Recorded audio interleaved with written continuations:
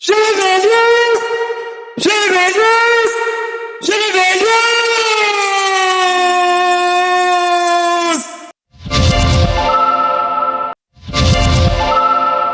J'ai Vélius, rétrospective de la semaine dernière, d'avant le 25 mai 2026. GBVL Info Midi de ce lundi 25 mai 2026, édition de 12h avec 5 dossiers au sommaire.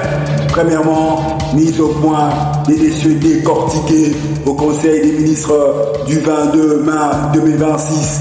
Ce compte rendu a été dirigé par le ministre Kibassa, intérimaire du titulaire Patrick Mouyaya, porte-parole du gouvernement.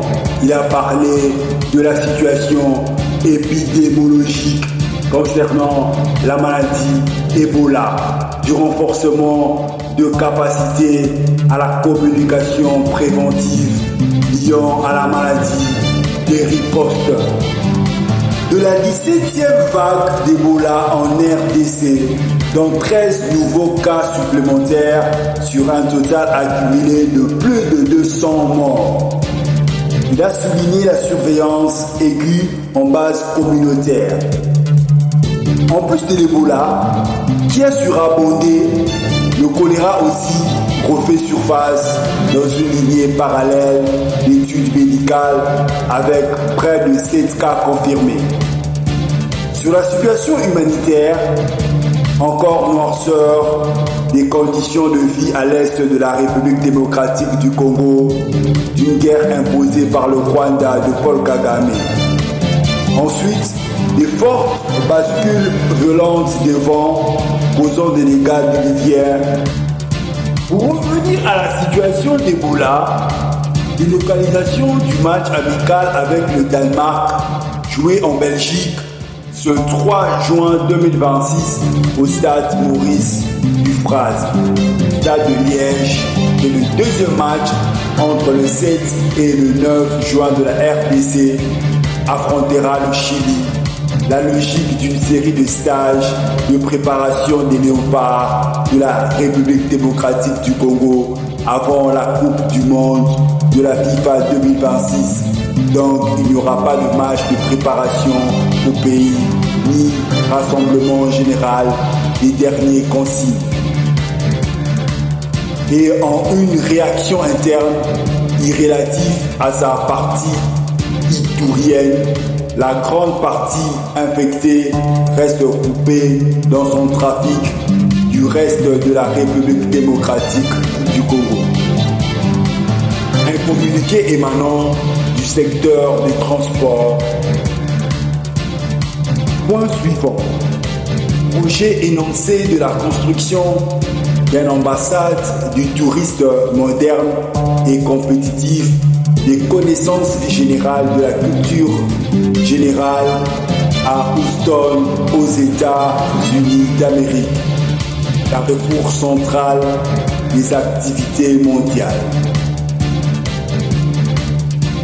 Un programme irrélatif au niveau des infrastructures ont été relevés avec un projet d'un réseau routier comme dans les grandes villes pour les civilisations avancées comme dans Paris, un réseau modernisé par un bétonnage stratégique semblable conformément à une instance étatique dans un moule d'entretien pour la fluidité sécurisée du trafic de ses concitoyens.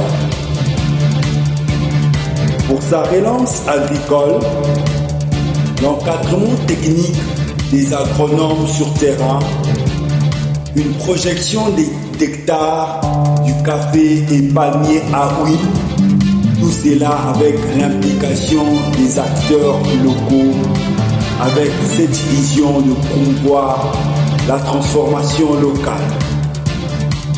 Et au dernier point, un ancien dossier sur le plan politique a ressurgi. C'est l'affaire des biens immobiliers se rapportant à la zaïrianisation. Dossier polémique qui a énervé les uns et les autres à la CNS, Conférence nationale souveraine de l'époque de 1990. La 89e réunion ministérielle du 22 mai 2026 a remis l'affaire en décongélation en mettant en branle aux aguets le DDP, le département de la dette publique, afin de permettre au Trésor public d'entrer dans ces trois. Le deuxième tiré de cette édition, toujours en politique intérieure, défection supplémentaire au sein de l'Alliance pour le changement de Jean-Marc Kabout. Maître Fall Mamba et Toussaint Betta avaient tenu un point de presse avec des révélations choquantes. Si toute activité se reliant avec la personne de Kabila, le PPRD, est jugée intelligence avec l'ennemi, et que Jean-Marc Kabout collabore avec l'ennemi Kabila, que fait-il dans la scène politique? Pourquoi ne l'arrête-t-on pas? Troisième dossier dans cette édition du journal, création d'une plateforme qui fait secouer l'incompréhension politique. Le C64 est là pour barrer le chemin à la nouvelle initiative du changement de la Constitution. Avec ces mêmes gens, le goût du pouvoir, Jean-Marc Kabout, l'ancien rebelle d'Élysée Sanga, le leader de l'ICD Martin Fayulu, ont créé le C64. Dans cette rétrospective, vous suivrez Lissanga Bonganga qui parle d'un non-événement.